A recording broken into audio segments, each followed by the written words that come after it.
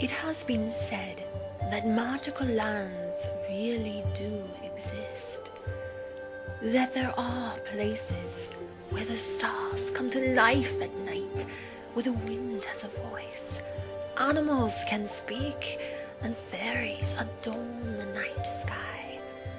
Of course, who could believe such a place is real?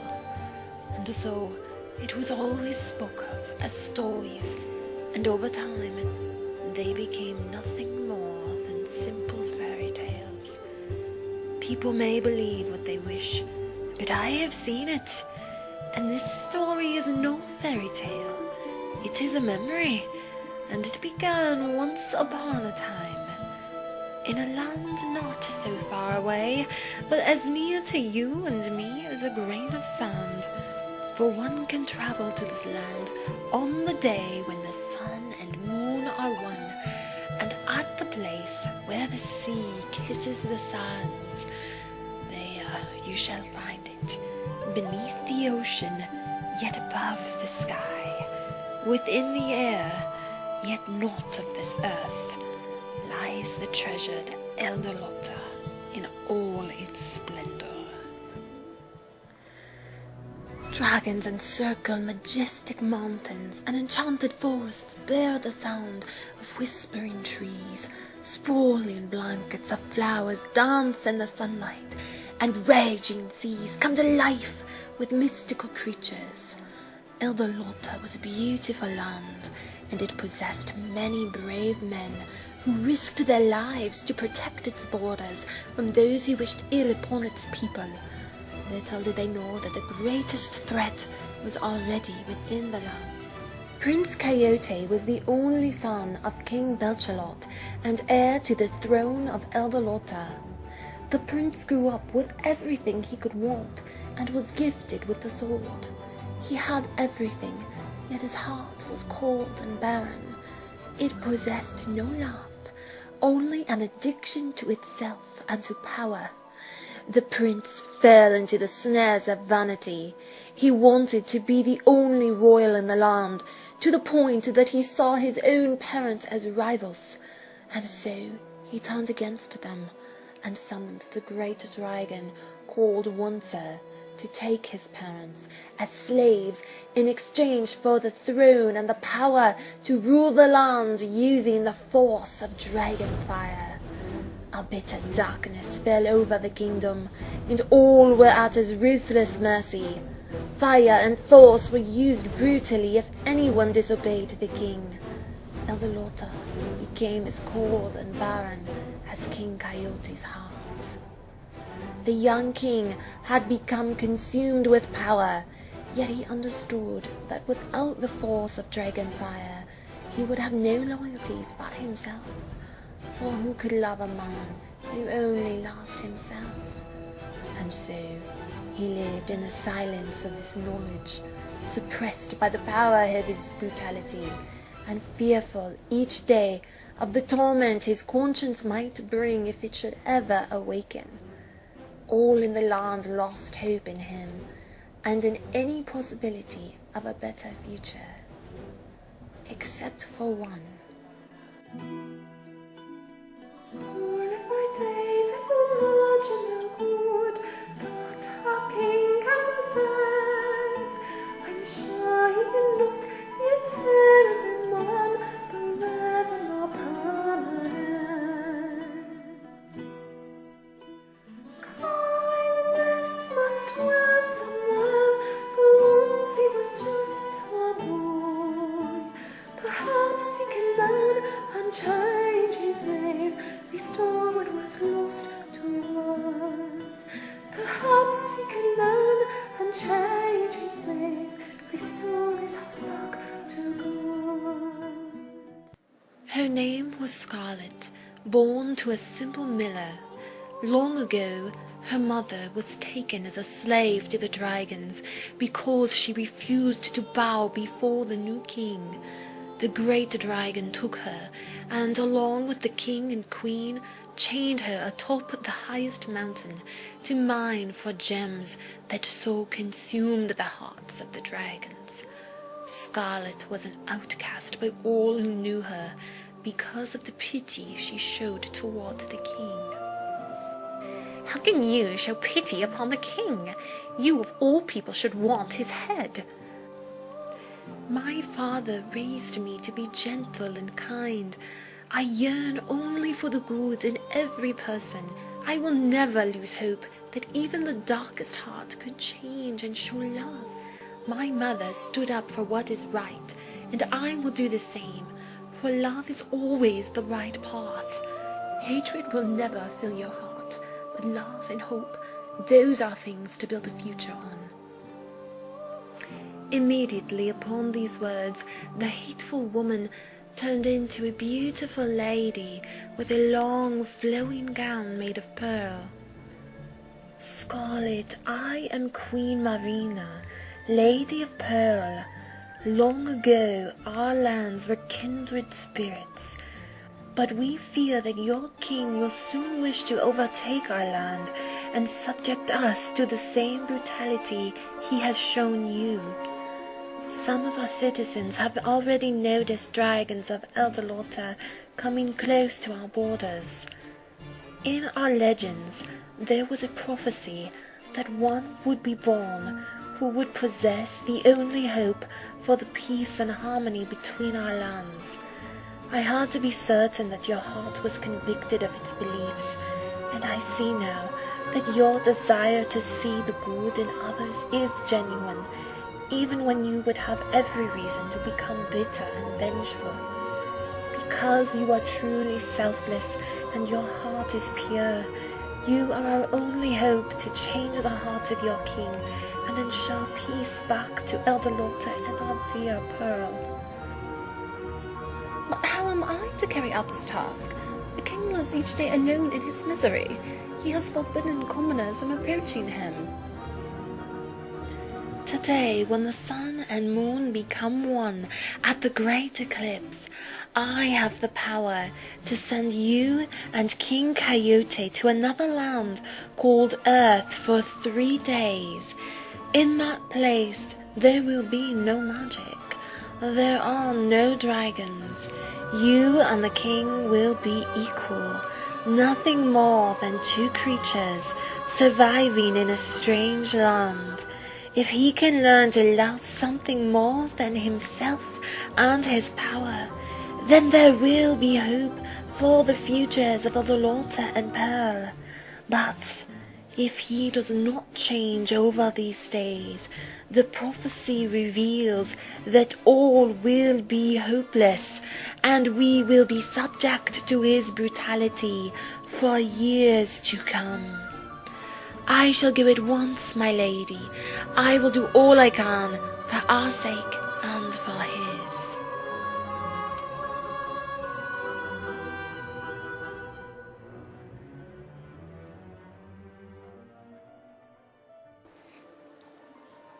At once, a great wind came over Scarlet, and Queen Marina was nowhere to be seen. The wind began spinning in a circle around Scarlet, lifting her into the air and raising her high above into the sky. She could see the bright sun in the eclipse, with the moon before it, and light bursting out from behind. All grew dark in the land, and over in a distance, another cloud of wind had swept the young king high into the air. The 2 of them travelled toward the eclipse, high over the sea, until a spout of water from the ocean was drawn up towards them. And in a few moments, it was as if the entire ocean had been swept up into the giant funnel, reaching into the sky and encircling Scarlet and the king. They were surrounded by water, yet still in the air. Beneath the ocean, yet above the sky. Light flashed before them, yet it was only visible to their eyes, and instantly they vanished. The waterspout collapsed into the ocean, and the swirls of wind stopped. All became silent.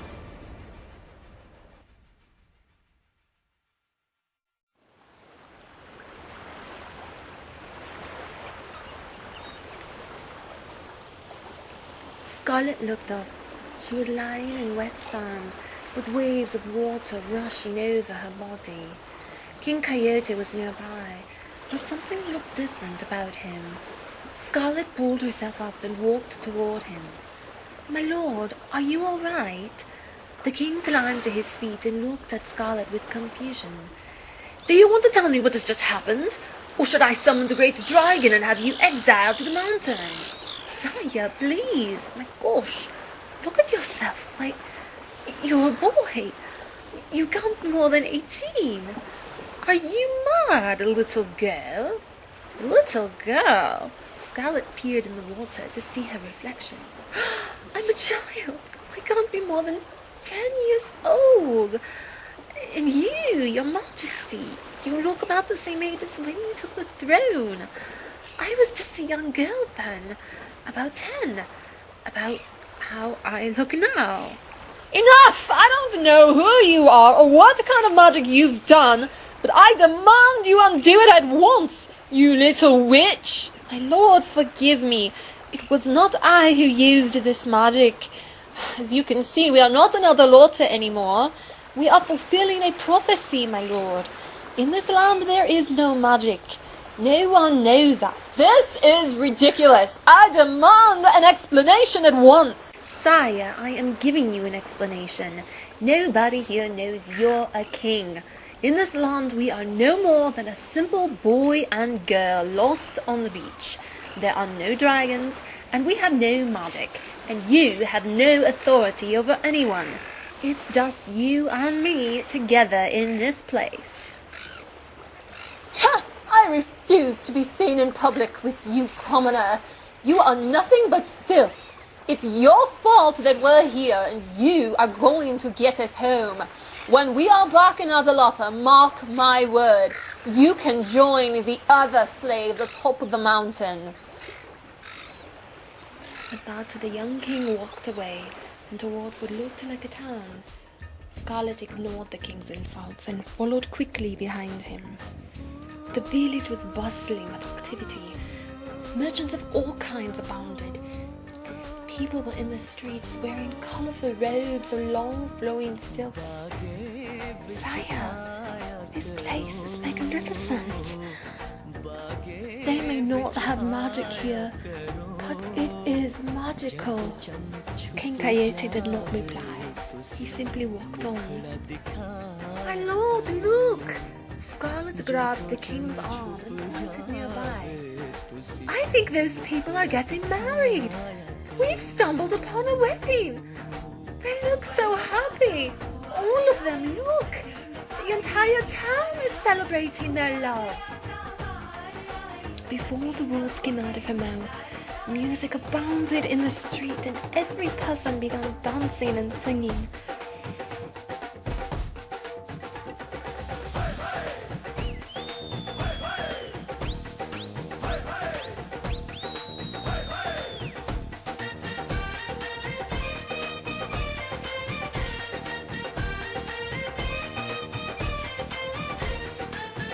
"I haven't seen a celebration like this since before you became king."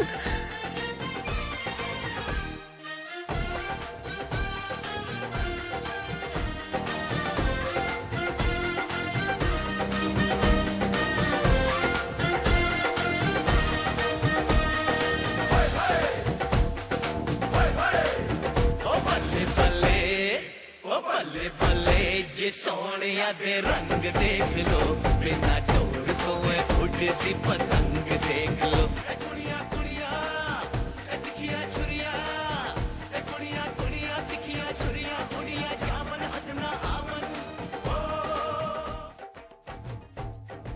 "Your Majesty, look! That woman wants you to take a flower and give it to me." Caught off guard, the king took the flower, and almost wanting to dispose of it as quickly as he could, he handed it to Scarlet, not realizing the gesture he had actually given. A smile beamed across her face. "Thank you, my lord." Yes, well, I didn't mean it. I don't like to hold flowers. Well, are you going to just stand there or fetch me some food? I demand to be served. My lord, we have no money, nothing to trade. How do you expect us to purchase any food from these merchants? I have asked you to serve me food. I don't care how you obtain it. Steal it if you have to. And that is a direct order from your king. I am sorry, sire. I do not steal from others.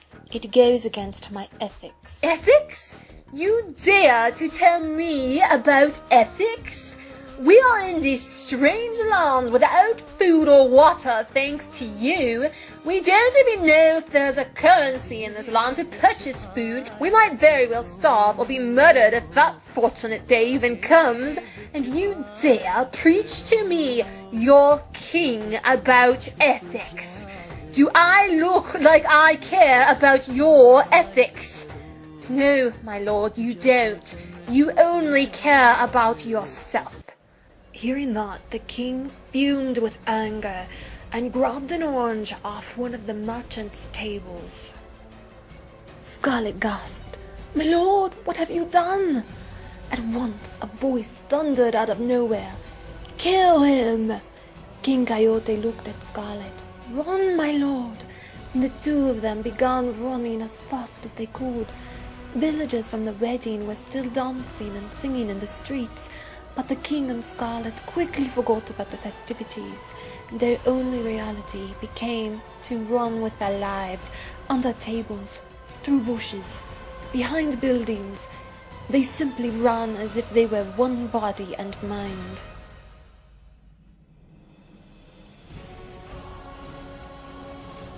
Three burly men trailed close behind them. Their heads were bald and their chests were bare with huge muscles. They held huge daggers in their hands as they ran. "Sire, this way!" Scarlet ducked behind a building and noticed a horse roped to a tree, standing alone without a master. "Quick, my lord, get on!" The king quickly jumped on as Scarlet untied the rope. Forgetting she was only 10 years old, she attempted to climb the horse, but was too small to get up. "Sire, help me!" The king looked back and saw the men fast approaching. "Sire, hurry!" He lowered his arm and quickly pulled her up. "Now go!" The two rode off into the jungle. The three men on foot knew they had been out to run and gave up as Scarlet and the king disappeared into the thick wall of green.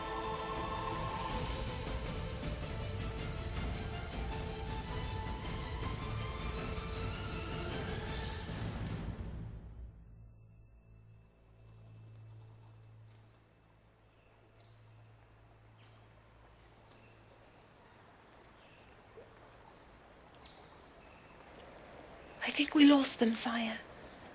I can't believe this place. Listen to all those sounds. What is that? I hope we are safe in this jungle. Safer at least than running from those men. The sun will soon be going down, my lord. Do you wish to find a place to sleep for the night?" "Yes, let us look for some water." As Scarlet and the king rode through the jungle, they could not help but feel as though they were in a magical land. The air was hot and steamy, and smelled of wet soil. The trees were covered in moss and long vines. Spiders and other insects surrounded them, busily making structures and hunting for food. Birds and butterflies of all kinds adorned the sky. The two came to a clearing at the side of a narrow but beautiful waterfall. "Well, this place looks as good as any to come for the night. I think there might be some blankets strapped to the horse, but unfortunately we have no food." "And that is where you are wrong." King Coyote pulled the orange from his shirt pocket. "I thought you had long dropped that. Are you kidding? If I'm going to be hunted with my life, I should hope it is over something that I actually get to enjoy first." Scarlet tied the horse to a tree near the water stream. After washing their faces and drinking from the stream, the king spread out some blankets, while Scarlet gathered wood for a fire. How may you call upon fire without the help of magic? Well, not everyone has access to those with the gift of magic in Eldalotta, my lord. I am accustomed to a simple life, sire. You do know that one can make fire without magic. All you need are the right tools and the proper technique. Scarlet began rubbing the sticks together to create a spark, and within minutes there was a small but robust fire. She sat down beside the king. That was incredible. Oh, it was nothing, my lord. I make fires every day. I should hope the laws of nature would be similar in this land. No, I mean what you did back there, with the horse. The king began peeling the orange as he spoke. If it hadn't been for you sporting the horse and untying it so quickly, we might have very well been dead already. I might very well have been dead already. The king handed Scarlet half the orange. Here, take it. Oh, no, my lord, I couldn't. Does eating stolen fruit go against your ethics too? No, my lord. It's just that you are my king, and it is all the food we have. You should be the one to eat it. I thought you said that in this land I am king over no one. I did, sire, but we are not from this land, and therefore you are still my king. Then you will not take orders from your king? It is a gift after all, my way to say thank you. Besides, you risked your life for it too. After all, I was the one who stole it. You were innocent. You could have watched me rightly die, but instead you chose to possibly die along with me. I don't understand it. Your ethics seem only to punish you and rob you of even the smallest benefit of the crime. Scarlet reached out and accepted the orange. Thank you, sire. I always knew there was good in you. Benefit is not always measurable in gold, food, or status. Sometimes the greater benefit comes from knowing that you had the courage to do the right thing, even if it meant sacrificing something else. For I have always believed that it is better to lose something of great value for a noble cause than to gain something small unjustly. Those are wise words for someone so young. Well, I am not actually 10 years old, sire. Pray then, how old are you in Eldalotta? I am 18, sire. It appears that you and I both are 80 years younger in this land. Yes, but only in body. In mind, I am still 26. Tell me now, if we are to be stuck in this land together, fighting for our lives, at least give me the fortune of knowing your name. It is not fair that you should know mine, and I not yours. Besides, who would I call if those men appear again?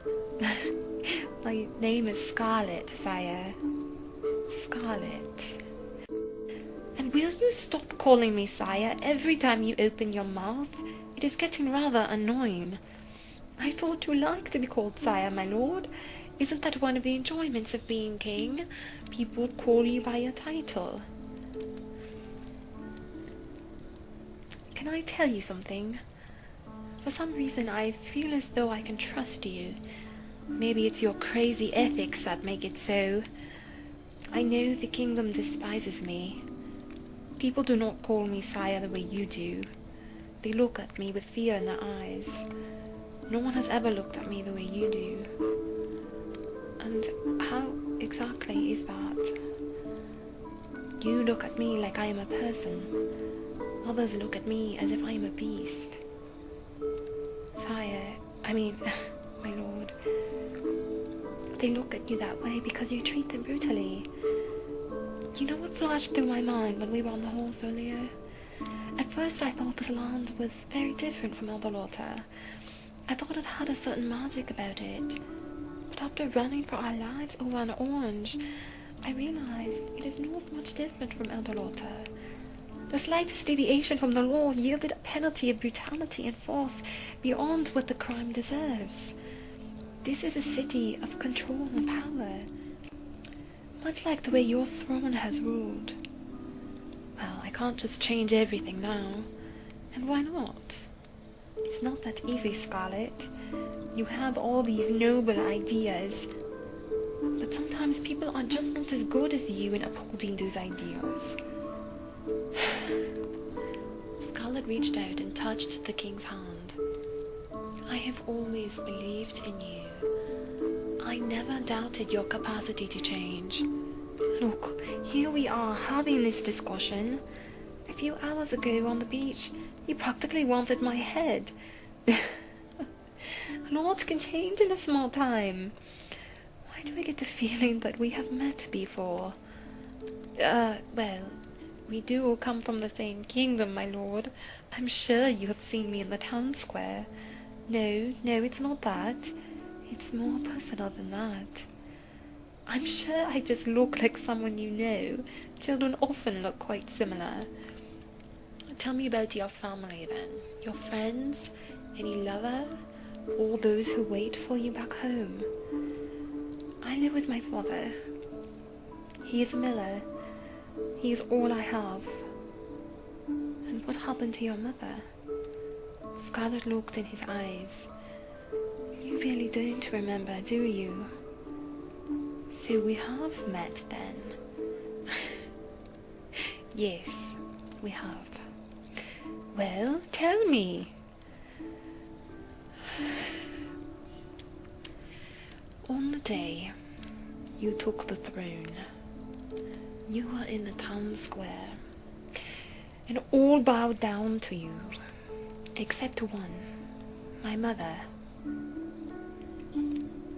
You got angry, and I honestly thought you were going to kill her before my eyes. I began to cry, and I stepped out from behind her to plead with you. I will never forget it. Your eyes. Something changed in your eyes when you saw me, and you spared my mother's life. Instead, you exiled her to the mountain, but you spared her life. From that moment onward, I always believed that there was a little bit of good in you after all. I have never stopped hoping that one day you would realize it too, and free her. Your face, Scarlet. I remember you. I remember your mother. I remember that day. If your mother had only bowed, she could have stayed in your life all those years. Why would she have made such a sacrifice? Your decision is not her responsibility. One could say the same about you. If you had only held your tongue, my mother could have stayed in my life all those years. My mother was standing up for what she thought was right. What were you standing up for? You ask very pointed questions, my lady. I have a right to ask for what has been taken from me. You stole my mother in the same manner with which you stole that orange, yet I bore the penalty for each grievance of yours. But you did steal a horse. Doesn't that go against your ethics? Not when my life is in danger. So why, Scarlet, all these years, why haven't you snuck into the castle and taken my head at night? Why do you defend me? Why did you risk your life for me? Why do you call me your king when your own mother was exiled on account of refusing my title? Why do you treat me with such compassion when I do not deserve it? Because I have made mistakes in my life too, and my mother always saw me for the goodness in my heart, not the flaws. She never once held even one of my mistakes against me. How do I not know that you aren't sorry for what you have done, and are simply afraid to do anything about it? The king stared at Scarlet, mesmerized by her wisdom. Perhaps my conscience can only take so much challenge in one night. Shall we try to get some rest now? I think that is a good idea. Good night, my lord. Please call me Coyote, and good Scarlet smiled to herself as she laid down to sleep next to the dwindling fire. The two slept soundly throughout the night.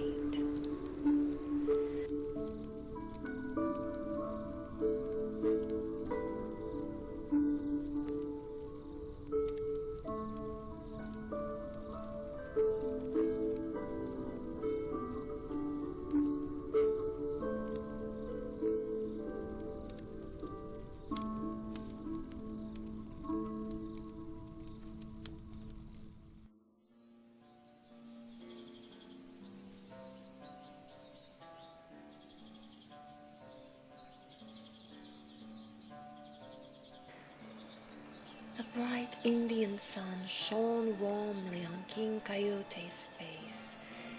He slowly opened his eyes, blinking a few times as he remembered where he was and all that had happened since yesterday. He turned to look at where Scarlet laid, but saw only her blanket outstretched on the ground. He sat up. Scarlet was on the riverbank, with the horse, holding a long spear to catch fish. He got up and walked over to her.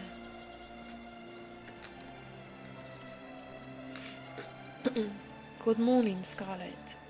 Sire, I mean Coyote. Good morning. I hope you slept well. Look, we have food. Yes, thank you. I see that. How did you... You really are something else. I told you, I am accustomed to a simple life. Yes, I am starting to think it is much more valuable than the life I had. Scarlet looked up at him. I see your conscience is also well rested today. Come now, would you like to learn how to fish? The king's face grew terrified. What's this? The expert swordsman is afraid of fishing. I'm not afraid of fishing. I'm just not used to doing things for myself or without the help of magic. Well, then it shall be even more of an accomplishment when you do learn. Now, watch me. You want to be very still. Look for a fish and do not take your eyes off it. Then hold the spear like this. Wait. And stab it. Scarlet speared a fish and pulled it out of the water, laying it on the bank next to the two other fish she had caught earlier. There. Now you try. The king hesitated, but took the spear, stepped into the water, and looked back at Scarlet. When you find the one you want, never take your eye off it until it is yours. King Coyote stared at Scarlet as her words lingered in the air, and she stared back at him. All grew still. The king blinked and looked down at the water. Fish, yes, I shall find the one I want. There, yes, I see it, okay. And quickly he plunged the spear into the water, but missed the fish. Scarlet began to giggle. And what are you laughing at? I'm sorry. I am sorry.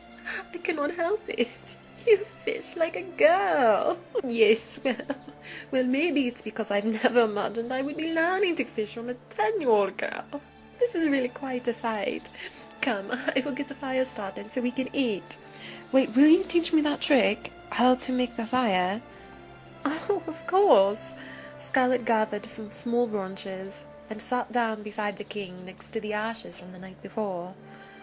You rub the sticks together like this to create a spark.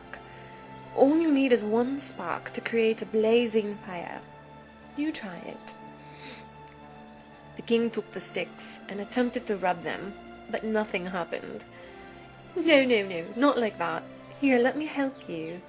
Scarlet got up and stood behind the king, putting her arms around him and steadying his hands with hers as they rubbed the sticks together.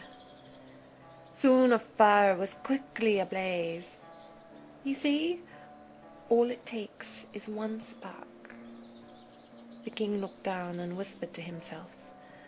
One spark indeed. As they waited for the fish to cook, the king grew silent, as his mind raced with thoughts disturbed by his own conscience, which had been rudely awakened yesterday. You are awfully quiet. I'm sorry, Scarlet. It's just that... Well, I don't understand what purpose we have here in this land. What was this prophecy you spoke of yesterday? That is a very good question, for I am not even certain of its details. All I know is that in order to secure the peace and harmony between Eldalotta and the neighboring kingdoms, you must first secure peace within your heart and within our kingdom. If you do not accomplish this, no one will have peace. The future of all the lands rests on you, Your Majesty. And you are chosen to teach me that.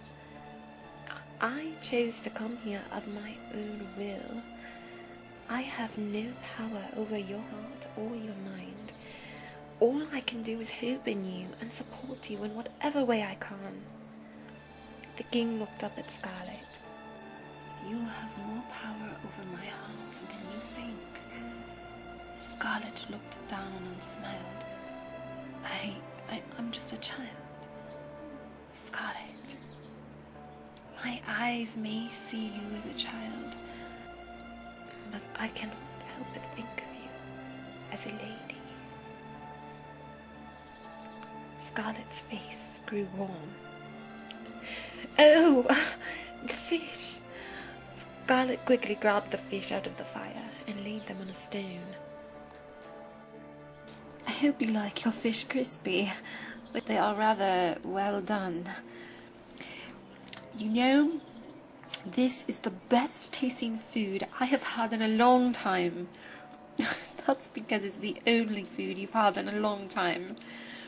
Speaking of time, how exactly are we planning to get back to Eldalotta, Scarlet? We can't very well hide out in this jungle forever. You are right. On our third day, a portal will open again at the same place. We will have just a few minutes to use it and get back to Eldalotta, or else we will be stuck in this land until the next eclipse. So we will have to go back through that village to return to the beach again. You know those men will be waiting for us. We must be prepared. But how? You don't have your sword and... Well, how about we make swords? Like the ones you used for fishing. Can you make more of those? Brilliant! Yes, I think so. It will take a bit of time. But I found the sharp rock that I used to cut the wood into a spear. If I can find enough of the right branches, I can make some more. Yes. Perfect. Let us stay together then. I'll help you gather sticks. Scarlet and the king began walking through the trees near the campsite. Coyote, do you see that branch? She stood back, looking up at a tall tree. It's perfect, but I'm too short to reach it. Do you think you can break it for me? The king reached up to bend the branch, and immediately a long, slithering snake uncoiled down and hung right in his face. Scarlet screamed. The king was frozen. Neither of them had ever seen a snake like this in Eldalotta, but instinctively knew it was dangerous. The snake was angry. It threw its jaw wide open, revealing its sharp teeth and hissing at the king. Coyote, walk away slowly. The king remained steady and slowly started to move backwards as Scarlet grabbed a large stone and poised herself to throw it at the snake. The king slowly backed away, but the snake became fixated on the king. Scarlet held up the stone and waited for the right moment to throw it. The snake got ready to strike, and Scarlet threw the stone as hard as she could. It hit the snake in the head and knocked it to the ground, but in the process, it managed to bite the king in his arm before falling dead to the ground. Scarlet shrieked as the king collapsed to the ground, holding his left arm in pain. Scarlet rushed over and saw 2 teeth marks where the snake had bit the king and injected its toxic venom into his body. Ugh! We'll have to get you to the town. No, they'll kill you. Maybe, but you will surely die if we don't. It's a chance we must take. Scarlet tore a piece from her clothing and tied it as a tourniquet around the king's arm. This should help the poison from spreading to the rest of your body. It might buy us a bit of time. Can you still walk? Yes, I think so. We don't have much time. We must get to the horse. The king walked quickly, hunched over, as he held his arm with his other hand. When the 2 came to the clearing where the horse stood, the king collapsed to the ground. What's happening? I'm losing feeling in my leg. You have got to get on the horse. I don't know if I can. You have to. Scarlet brought the horse over to Coyote and crouched down next to the horse. Here, use me to climb up on. Ugh. Ugh. Ugh. The king slowly struggled up onto the horse, on its back as a step up onto the horse. Her fear ran high, yet to any watching eye she was perfectly calm and methodical. Scarlet used all her strength to pull herself upwards onto the horse, grabbing at the king's clothing and whatever she could to pull herself up. She sat in front of the king as he lay hunched over behind her, his right arm around her waist. Scarlet rode the horse as fast as she could. She almost did not remember the route they had taken yesterday, but pushed forward, trusting in the slightest instinct that she was on the right path.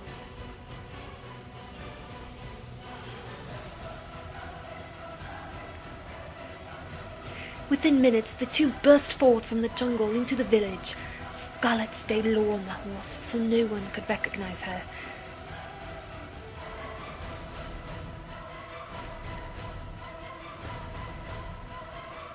Suddenly, she noticed an older woman who seemed to have a friendly face. Scarlet called out to her, "Kind madam, please, will you help me? My brother, he's wounded. He needs a physician. Please, will you help me?" The woman looked at Scarlet, and then at the king, who was quickly turning pale. She eyed over the horse, and paused for a moment. You are those people who were being chased yesterday. If I help you, I could be arrested. "Please, madam, please. My brother will surely die if you do not help us." Yes, I see. Okay. I will help you. Come into my house. Quickly now. Get him off the horse. Scarlet slid off with the help from the woman, and the 2 of them pulled King Coyote off, struggling to hold up his weight. He could barely move his legs and dragged his feet along with great difficulty as the Indian woman and Scarlet helped support his weight. They pulled him behind a veiled area into what looked like the woman's living room and laid him on a rug with the pillow under his head. By now his breathing was becoming more shallow and his skin glistened with a cold sweat. Scarlet began to panic. "No! What's happening to him? Do something!" The woman saw the fang markings on his arm right away. You are in the jungle. This is a king cobra bite. It is the most deadly snake in all of India. No one can survive this. Immediately Scarlet's face became as pale as the king's. No, we have to try something. I'll do anything. Just get us a physician." The woman turned to Scarlet. You need more than a physician now. I know someone who can help you. Wait here. There is only one man who can help him. I will bring him. The woman walked through the veiled curtain back to the busy street, leaving Scarlet alone with the king. Scarlet knelt beside the king, taking his right hand in hers and stroking his hair with her other hand. She began to sob. Coyote, please, you have to hold on. I cannot lose you. Not now, not after everything we've been through already. Please, Please be strong. Please. Coyote groaned in pain and focused his eyes on Scarlet. Scarlet, everything's going to be okay. Hide with this woman until tomorrow, and then go back to Eldalotta without me. The kingdom. No, I won't hear of it. I'm not leaving you. Scarlet's tears began dropping onto the king's face, splashing on his eyes and running down his cheeks. You're going to get better. She said this man can help you. You just got to hold on. Please, Coyote. Scarlet. The king closed his eyes. Tell me what you looked like in Eldalotta. Scarlet began to cry even harder, but the king persisted. Tell me, please. I want to imagine you. I want to see your face. Scarlet held his hand even tighter. His fingers interlocked in hers. My hair. It's long and dark, down to my waist. It's very curly. The king smiled and pulled his hand from Scarlet's in order to stroke her shorter hair. She grabbed his hand and pressed her cheek against his palm.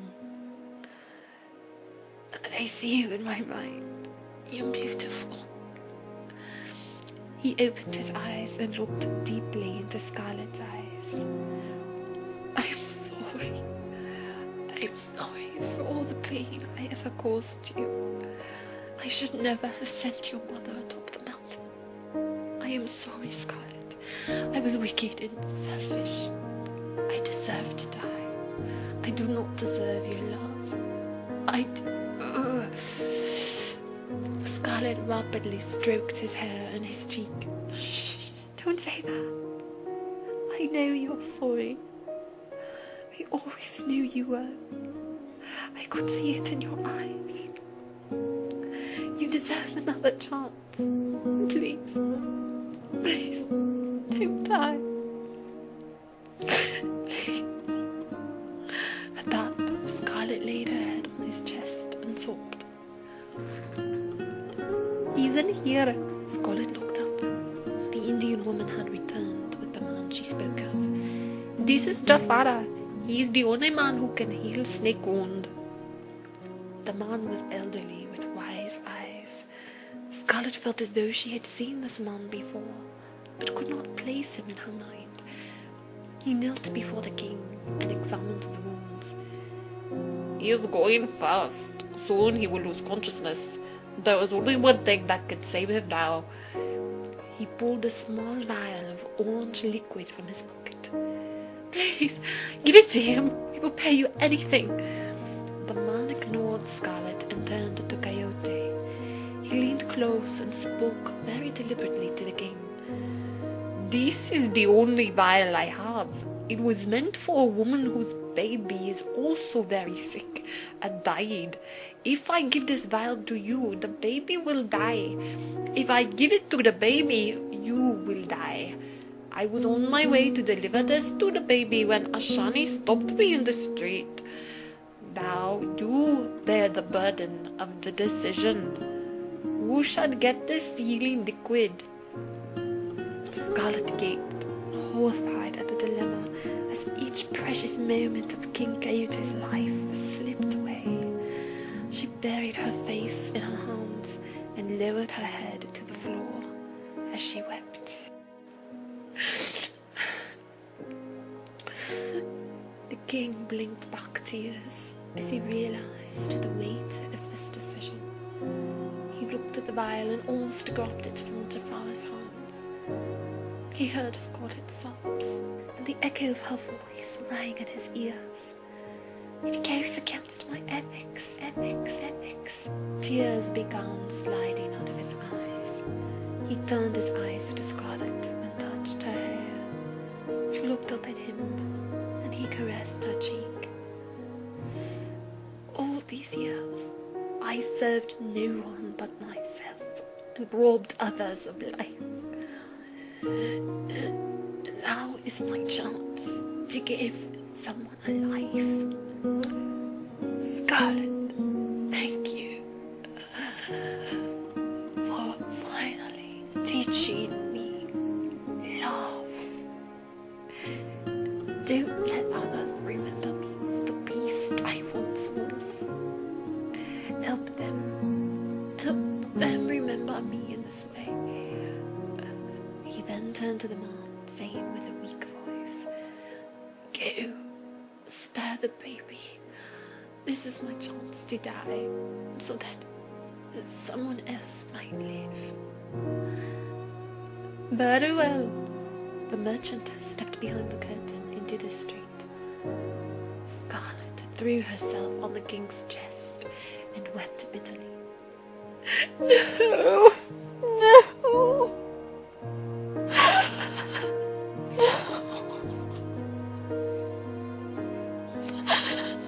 I love you.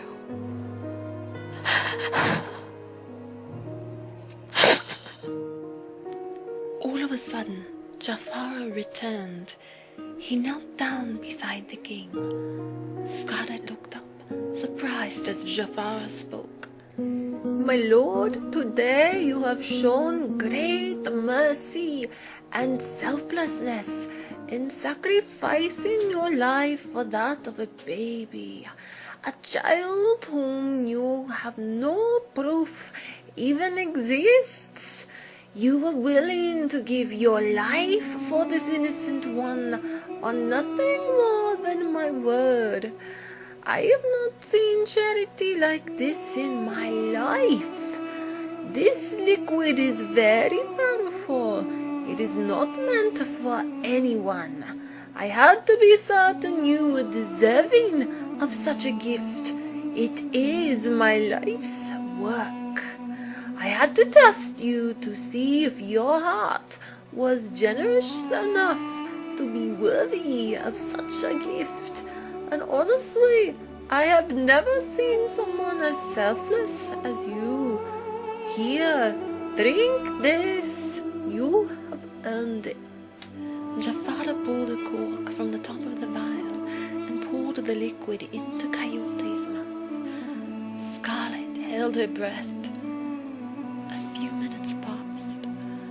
All was silent. It's not working. It's not working. Scarlet panicked. Jafar grabbed her hand. "Wait, my child." Scarlet looked into Jafar's eyes. Something about them instantly calmed her down. All of a sudden, the king opened his eyes and wet his lips. He looked up at Scarlet and blinked. Scarlet. Coyote! Scarlet didn't know how fast to throw her arms around the king. Her tears continued to pour out of her eyes and streamed down her cheeks. I thought I was never going to see you again. I'm here now. Don't worry. I won't leave you. The king stroked her cheek. From the corner of her eye, Scarlet noticed Jafar quickly leaving the room. Wait, don't go. I must know who you are, and thank you for all you've done. Please, I beg of you, tell me, who are you? What was that you gave him? Jafar grew quiet. A distant look took over his gaze. I am a man with a dark past. I have done wicked things in my life, but made a vow to devote the rest of my life to making a healing medicine to save the life of someone who will do far greater things than I ever did. Giving my life's work to your king has relieved me of guilt. Now I know I can die with the peace of knowing that my life spared the life of someone more important. make sure he goes forth, only using his life for good. At that, Jafar placed an orange in Scarlet's hand. Good luck, my dear one.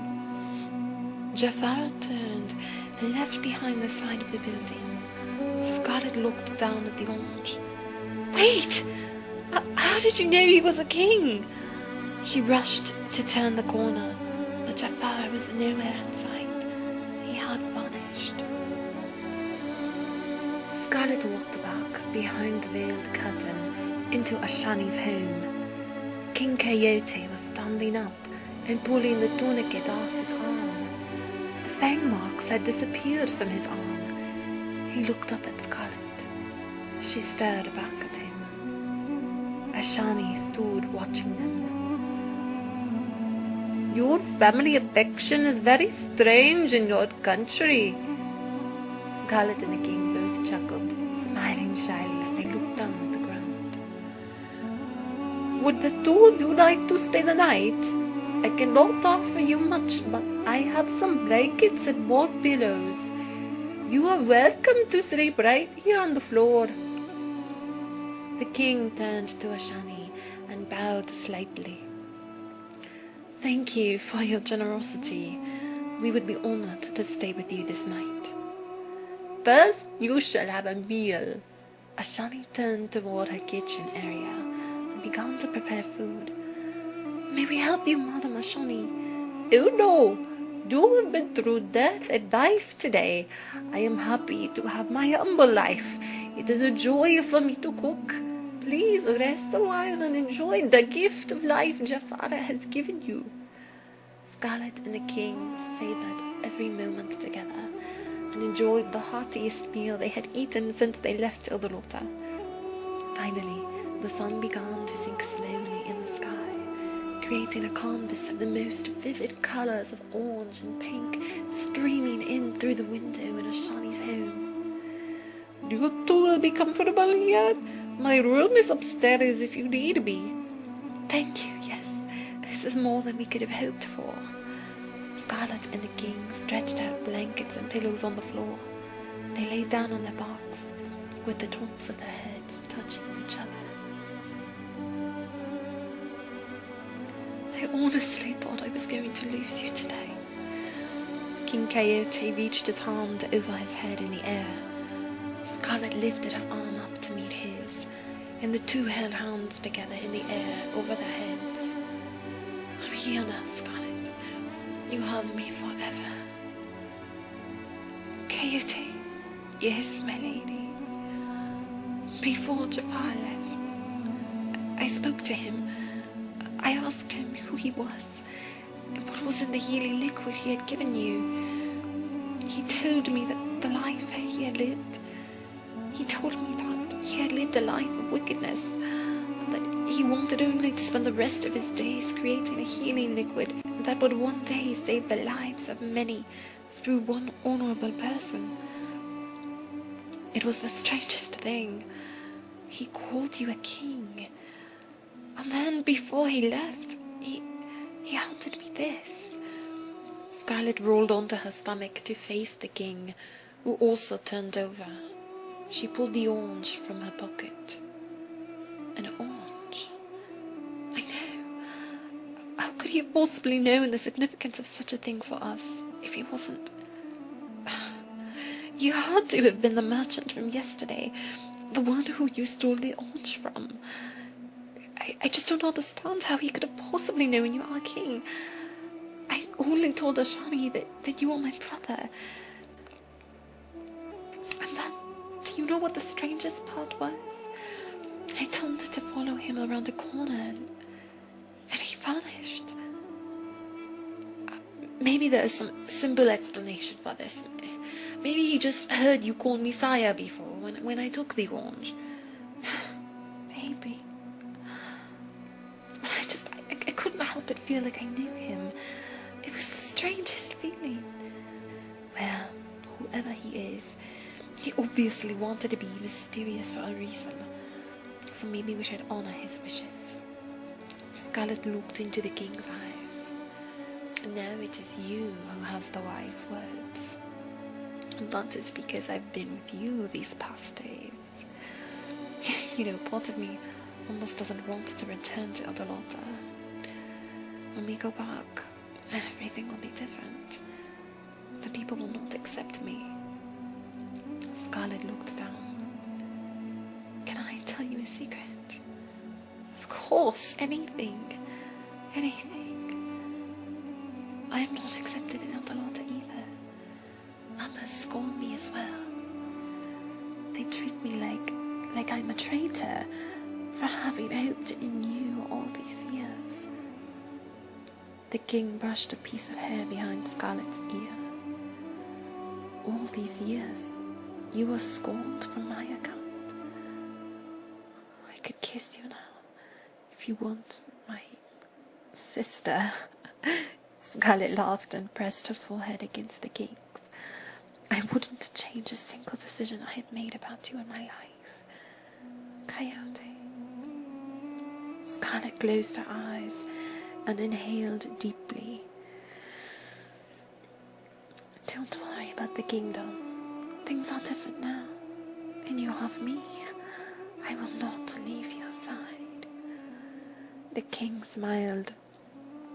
Come now, it's been a long day. Let us rest. Good night, my lady. Scarlet grinned and curled up in her blanket. Again the two slept soundly throughout the night. The morning sun shone warmly on the village, but Scarlet woke in a panic. Outside Ashani's home, she heard loud voices of men approaching. They had noticed the horse tied outside Ashani's home and recognized that it was the stolen horse from 2 days ago. Scarlet immediately sensed the danger they were in. Coyote, get up now! The men, they found us! We must leave at once! The king shot up. Ashani will be arrested if she's connected with us. What have we done? Scarlet, come, we must take her with us. Let us go out the window. The two of them ran upstairs and awoke the woman. Ashani, hurry! They found us! They will come for you too! Hurry, out the window! We will climb the roof! The king led Ashani toward the opening in the wall. I will help you! He pulled himself onto the ledge and hoisted himself onto the roof. Holding his hand down, he motioned for Ashani to take his hand, and within seconds he had pulled her onto the roof too, and then Scarlet. Meanwhile, the 3 burly men who had been chasing Scarlet and the king for the orange had burst into the house and were quickly raiding Ashani's home for the 2 criminals. The 3 of them quickly ran to the other side of the roof, where a bale of hay was spread out on the ground on the other side. Quick, let us jump in the hay! Ashani, you first! She began to look frightened. Here, we will jump together. Scarlet took her hand, and before she had any time to think, Scarlet pulled her off the roof with her and into the hay. The men were fast on their trail. Already they were looking out the window and figured out that the 3 of them had been escaping. The king jumped off and got up. Run to the shore! Coyote, hurry! They're catching up to us!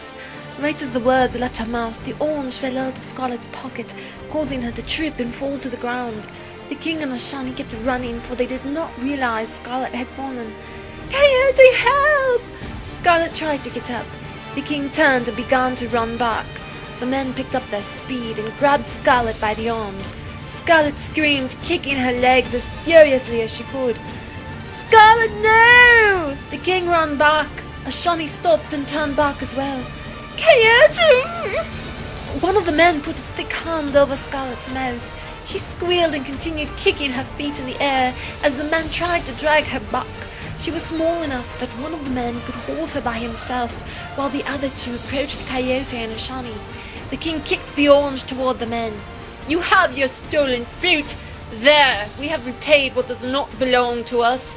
Now release the girl. She will pay with her life for having run from us, and so will the rest of you.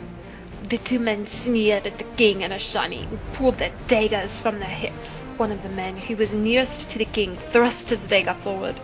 The king's swordsmanship training instantly came into effect. He pulled his body to the side and avoided the dagger, moving towards Ashani to protect her. Pushing her behind him, the king drew the attention of both the men with daggers. thinking frantically of how to fight the men off without a single weapon on him. The king drew the men closer and closer to the shore, bending and swerving to avoid the severe attempts that the men took at him with their daggers. The men fought with the king as if it were a dance. If it had been any ordinary man, he would have long been killed by the skill of these men. It was as if they were trained assassins. But the king was also highly skilled. Sword fighting was one thing the king actually felt comfortable in and excelled at. They began to grow tired of the king's success in avoiding their advances. The man holding Scarlet took his hand off her mouth, pulled his dagger, and held it at her neck. "Stop! One more move and the girl dies." Coyote! King put his hands in the air, cautiously scanning his surroundings. Tell me what it is you want and I will give you anything. "So you agree to give us your life then, you thief?" The king paused. "If you agree to let these ladies go free, I will give you my life." Coyote, no! Don't do it! At that moment the sky became black as night, and the moon positioned in front of the sun. Instantly, the water in the ocean formed into a funnel, reaching high into the sky. Coyote, the portal! We have to get in! The king glanced over his shoulder and saw the water funnel from the corner of his eye. Coyote, we only have a few minutes. Go without me. The kingdom needs you more than it needs me. I'm not leaving without you. You told me yourself. Once you find the one you want, never take your eye off it until it is yours. I will not leave you, Scarlet. The man holding Scarlet grew angrier and covered her mouth tightly with his hand. The king called out, "Here, take me. Do with me what you want. I'm yours. Just spare the girl. I'm the one you came for." Scarlet's eyes widened in horror. She opened her mouth and bit the hand of the man, hard. Blood came pouring out of his hand as he winced in pain. In that brief moment when the assassin was surprised by the pain, although he did not show it, Scarlet grabbed the dagger and tore it from his hand. Like a perfectly choreographed dance, she called out to Coyote and threw it to him. As if magic was on their side, he caught it by the handle and instantly began to fight the man in front of him. The one who had captured Scarlet attempted to grab her again as she tried to run towards Coyote. Shani, who had secretly picked up a stone earlier, threw it at the man's head, knocking him unconscious. The funnel began to dwindle. Scarlet, get in! The king continued fighting the two remaining men. No, I won't leave you. I love you. With that, she snatched the stone from the unconscious man and threw it as hard as she could to one of the remaining men, knocking him to the ground. That was for my king! The last man standing hesitated a brief moment, and the king plunged the dagger into his heart. And that was for Eldalotta! The king grabbed Scarlet's hand. "Hurry, let's go!" They ran to Ashani. "Come with us." "Thank you, but my home is here." "Then take this and protect yourself." The king handed her the dagger. "You saved our lives. Thank you." Coyote, it's closing! Scarlet and the king interlocked hands and ran as fast as they could, taking a flying leap into the water. Their bodies splashed hard into the sea, just as the funnel collapsed into the ocean.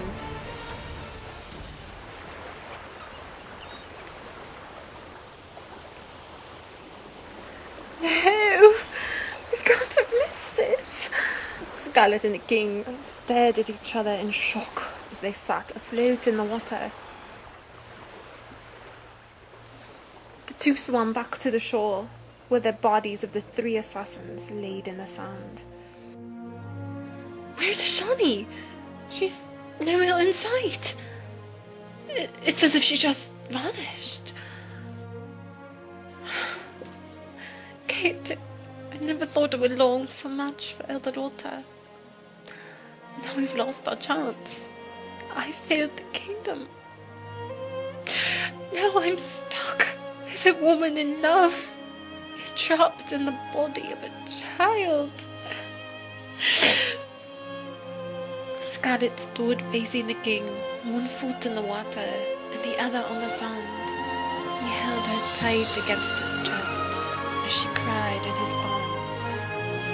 Scarlet, oh my dearest Scarlet, it is because of you that I have found my way home, that I found my heart.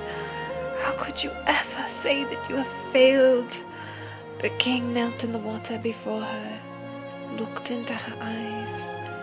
Giant tears continued to roll down her cheeks.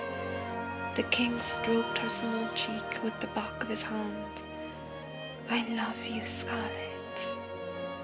The king closed his eyes and gently kissed both of Scarlet's eyes and pressed his forehead against hers.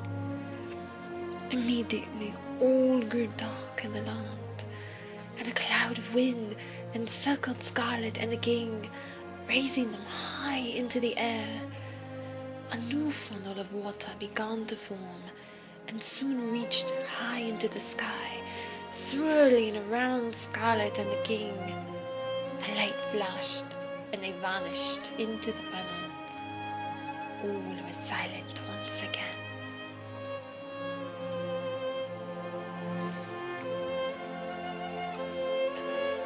Scarlet laid on the grass behind her house. Father! She ran into the house to find her father standing near the door. She burst forth and threw her arms around her father's neck, her long dark curls swaying at her side. I've missed you so much. Hey, Scarlet, it was only lunch when you saw me last. Really? It hasn't been days? What? I mean, it feels like days. The sound of a horse clomping up the road could be heard. Scarlet's father peered out the window. It's the king! Scarlet instantly felt a lump in her throat. A knock sounded on the door. Scarlet looked at her father. I'll get it. He's here to see me. She opened the door. Sire, please come in. The king stood in the living area, facing Scarlet. Welcome to my humble abode, your majesty. The king began to blush. He was holding a bouquet of picked flowers. These are for you. For me? I thought you don't like to hold flowers. Yes, it goes against my ethics. That is why you shall be the only one to hold my flowers every time I'm with you. The king stared into Scarlet's eyes. You are so beautiful. All of a sudden, a soft wind came over the room, and Ashani was standing before them. The king and Scarlet gaped in amazement. Ashani! She smiled and made a gesture with her hand that transformed her body into her true form. Queen Marina! Yes, Scarlet, it is I. The king stood confused and amazed. Greetings from the land of Pearl. King Coyote, it was I who sent you and Scarlet to Earth. Our lands were once kindred spirits, but in the face of your throne, we feared for the future of our lands. I sent you to Earth with Scarlet because, in our legends, a prophecy was foretold that one would be born who would have the ability to change your heart and the destiny of our lands. I had to go along with you in order to test the king, to see if his heart had truly changed. King Coyote, you have become a noble man. Your heart has discovered love. In a test of charity, you are willing to sacrifice your own life for that of a baby whom you had never even seen. In a test of valor, you were prepared to give up your passage back to Eldalotta for the sake of sparing one life, and in a test of love, your heart felt true love for a woman who appeared to you in an alternate form. Because you passed each of those tests, the darkness of your heart became one with the light, as the moon becomes one with the sun during the great eclipse.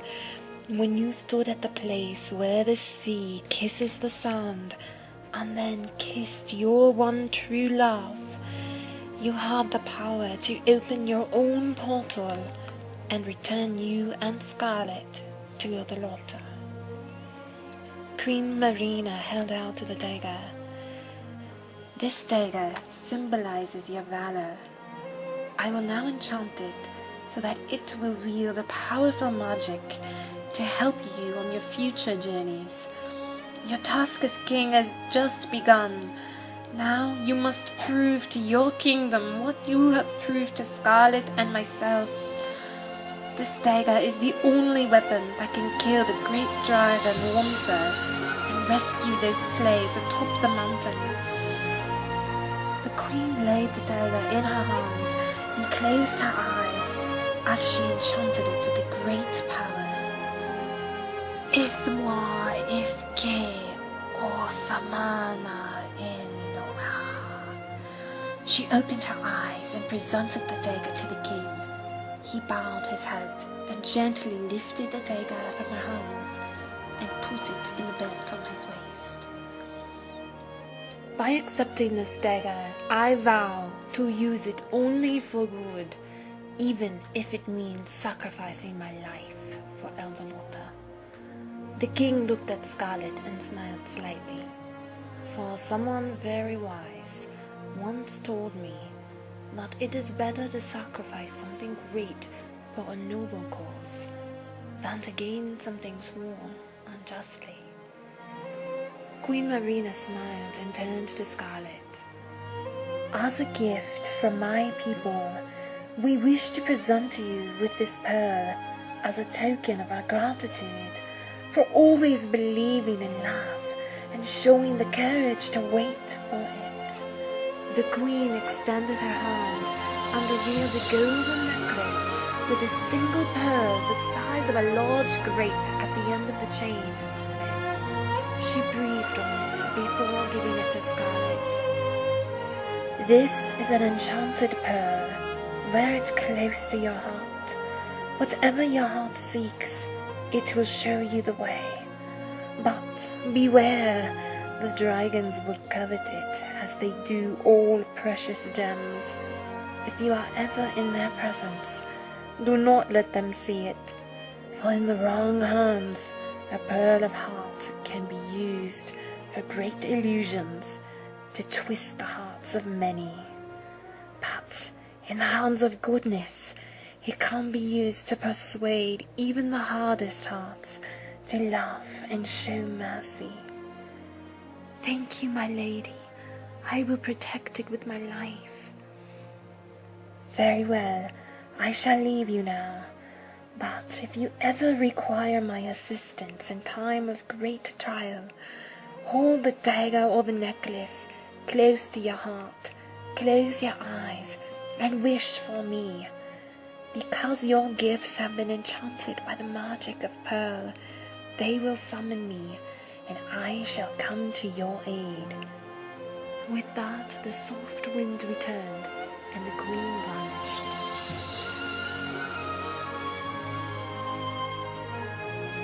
Scarlet looked up at the king. He looks like we have a long journey ahead of us, but I will be by your side every step of the way, and I shall never leave your side, lady of my heart. Scarlet turned toward her father and looked expectantly. I think I shall leave you two to your business. Scarlet's father smiled as he turned to leave the room. As he left through the door to go outside, he reached into his pocket and grasped an orange, grinning quietly to himself as he left. The king gently grasped Scarlet's hands in his as he admired her necklace. It really is quite beautiful, but it is nothing compared to your beauty. Scarlet smiled and looked down.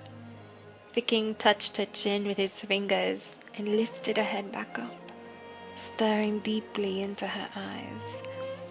Scarlet, yes, I love you, and I love you. The king reached up and swept Scarlet's hair away from her face, caressing her cheek. She reached up and pressed his hand with hers against her cheek, closing her eyes as if savoring the feel of each of his fingers. He leaned in closer and pressed his lips softly against hers. The kiss lasted a long time, but it marked only a beginning to their love and the journey that laid ahead.